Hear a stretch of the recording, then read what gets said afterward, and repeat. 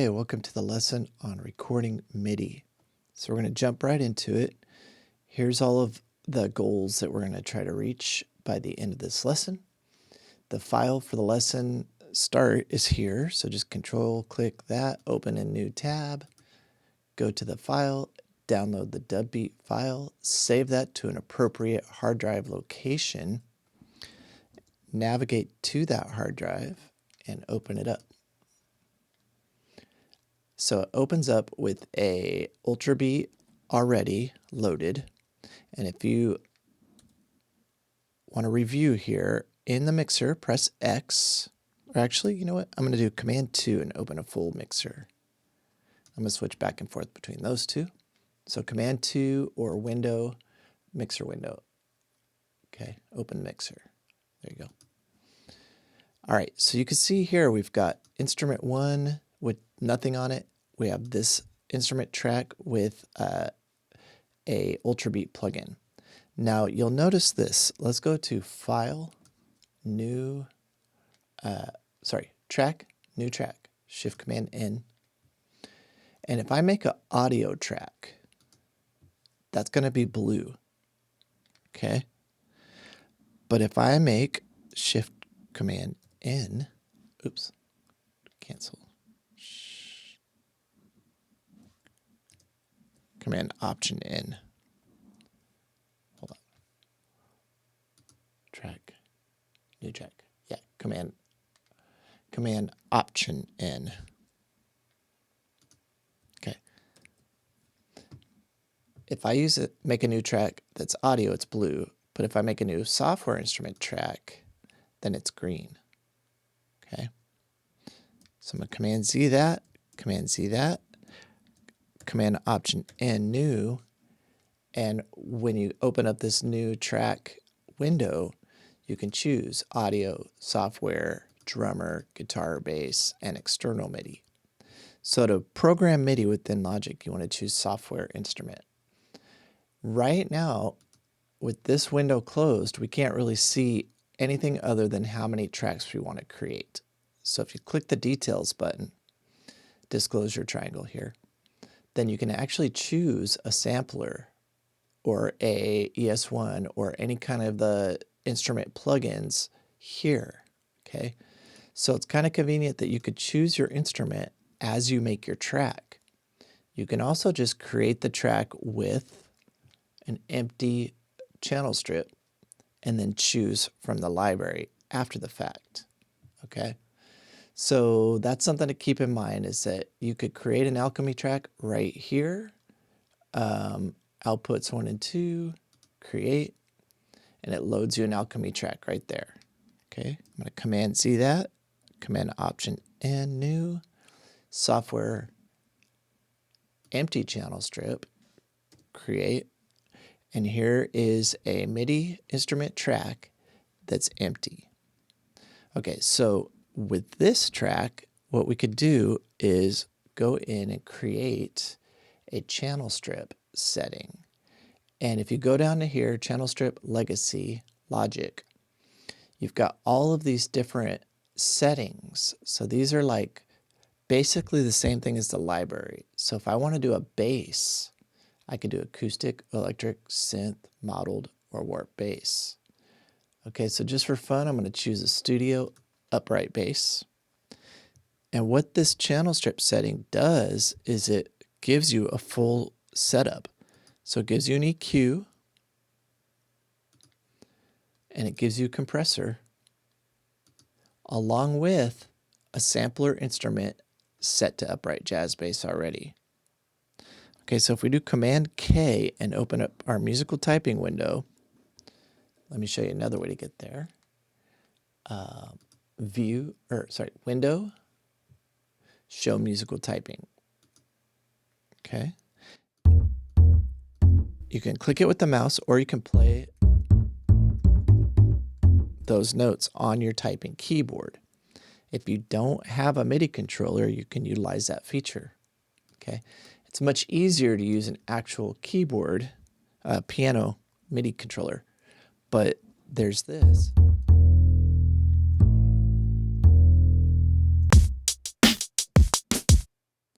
Okay, so R is record. So I'm messing around with the MIDI keyboard and I pressed R. If I go Command 1 and look over here, nothing happened. So MIDI doesn't record until you start playing. Okay.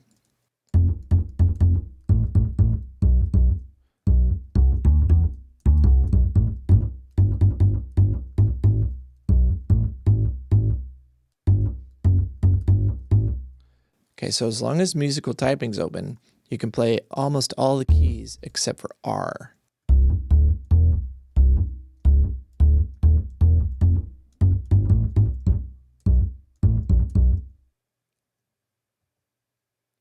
Okay, and then once you get to I, then that is the inspector button. So I is preset to open and close the inspector, and everything else functions from A, W, S, E, D, etc. as musical typing. All right, so let's say we want to do a track in a little lower. We're going to move this over. Ooh, that's real low, right? Okay, so we can pick our octave range here by moving this around. That adjusts the octave that we're playing here. All right, so just to show you that, so you can control it there.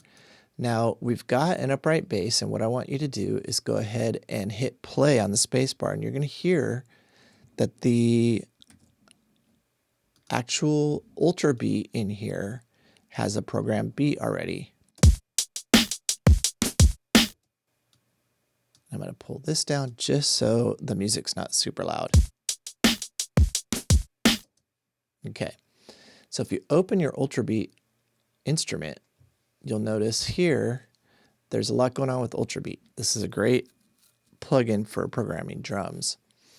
And right now we have a lowdown dub beat chosen from the drum kits, and that would be here. Okay, so you can choose your drum kits there, and that gives you a full kit here, which you can then play on your musical typing keyboard or on your MIDI instrument. And when this is on, it will play the sequence that is selected here. So here's a quick overview of the ultra beat. These are the actual parts of the kit here. Okay, these are mute and solo, pan, and these are outputs if you want to go multi-output. We'll look at that at another time. When this is off, it's not going to play. Okay, when that's on, it's going to play. Here's your program parameters, so you can actually click in here and create beats. Okay, you could turn that on and off. So you can add stuff to it.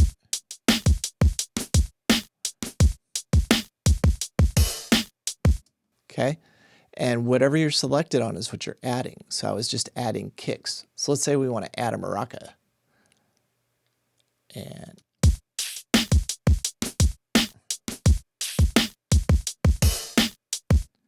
okay, so right there we are programming a patch or a sequence, it's called. All right, and that sequence can now be either just played in the background and recorded too, or if you want it into your project, here's how you do that. So let's go to the tracks window. There's a little tiny drag to arrange window thing here. It's this little itty bitty guy here. So let me zoom in on that. See that when I hover over this next to the sequence that I'm on, when I hover over this, it says drag to arrange window. So you're going to actually grab this little guy and pull it into the arrange window, and now it's in there. Now this doesn't have to be on.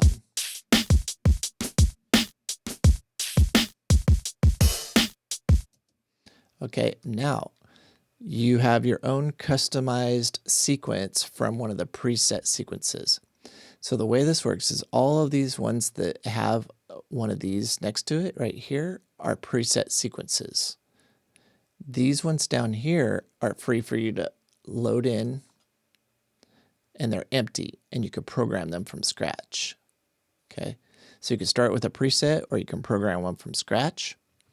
What I just did was I turned it on, went to the first preset in the lowdown dub setting, and then I modified that by adding a maraca and some more kicks. Okay, so now you could turn this off, close it, and this MIDI region will play. And this is what a MIDI region looks like. It's a green region, and it shows you all the events within there. Cool. So now that we've created a pattern, dragged it in, and looked at the ultra beat, let's double click this MIDI region and open the piano roll. So when you double click a region of MIDI, it opens the piano roll. And if you hover over like this, you can drag it up and make it bigger. You can double click it to close it, double click it to open it, like so. But you can also come in here to Window and say Show Piano Roll and have a big piano roll to edit in. And I actually like to do that. That is Command 4. You can drag this out and make it bigger in that case, and you get a lot better view.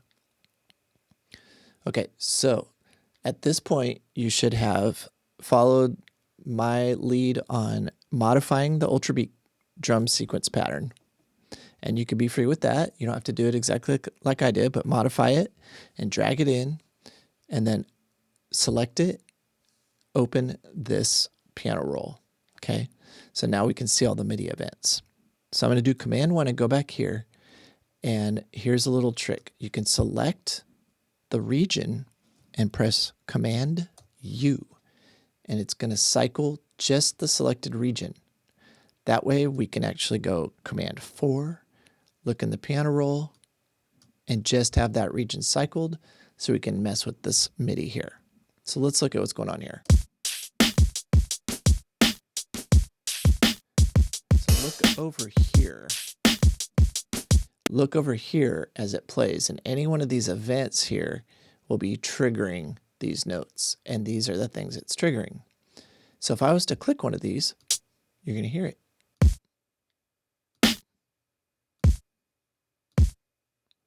Okay?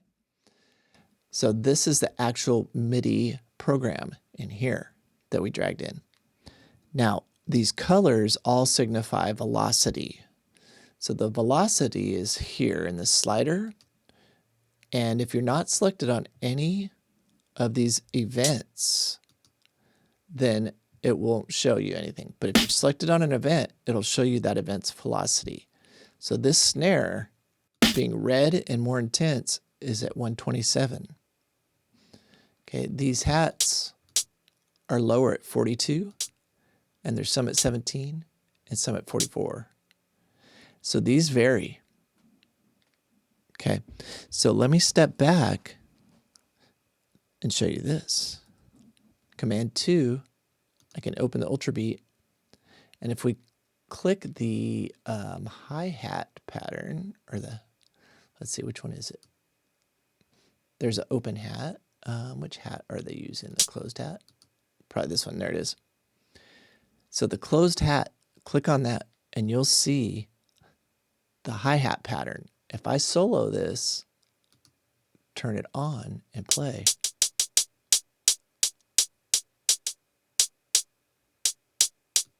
you'll hear the different velocities of the hi-hat. And that's because you can actually slide these up and down and increase or decrease the velocity or the intensity of each hi-hat. And that's one of the cool things about Ultra Beat is you can create a pattern with the hi-hat that feels a little more human by creating some velocity variations.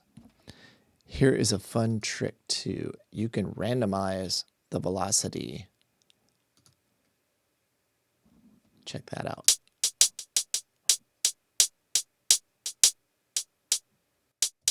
And you could do that as many times as you want. So you can control click, randomize, and keep doing that until it's the way you want. You can also reset it And now it's all even, and here's what that sounds like.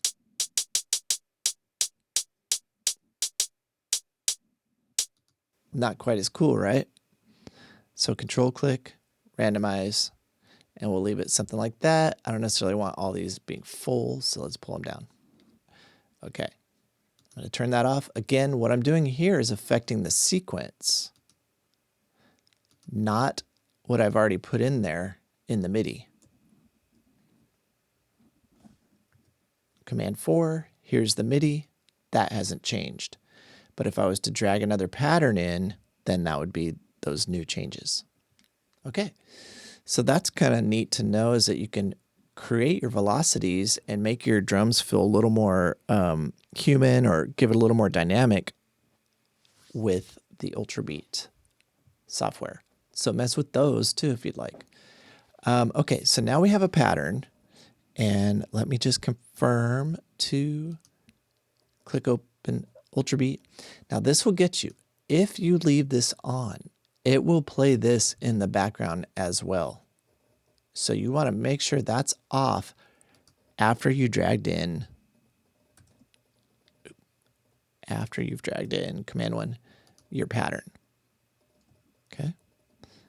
Command 4, let's look at the MIDI data now. So I'm going to press the space bar and actually play in Logic now in the arrange window. Oops, that's funny. Command 2, I soloed the hi-hat to show you that. And so we are only hearing that. So that's why it was only playing the hi-hat. It's a good thing to look out for.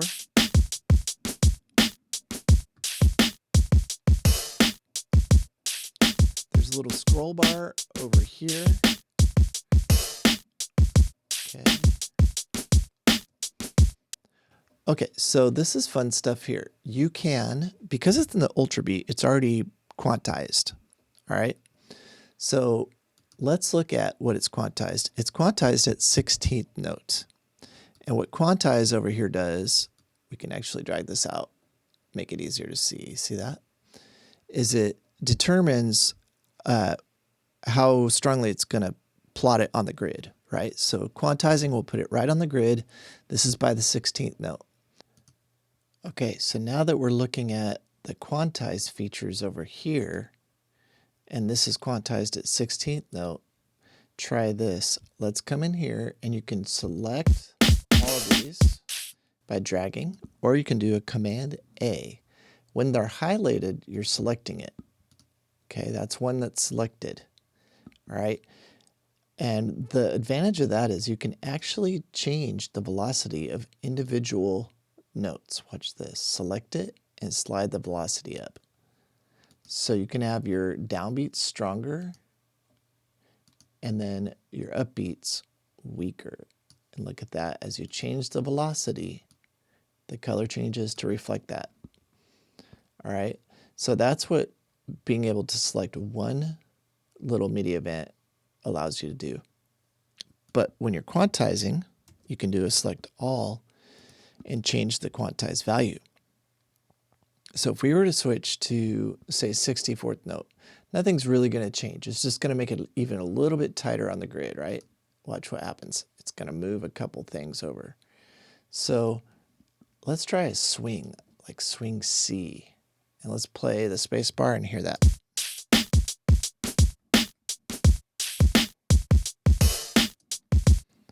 Yeah, that sounds pretty old school, right? So I'm going to Command Z and put it all back. Let's try 8th note swing B.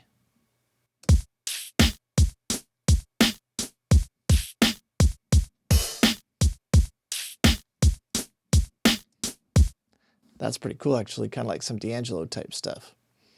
So let's come back to 16th now.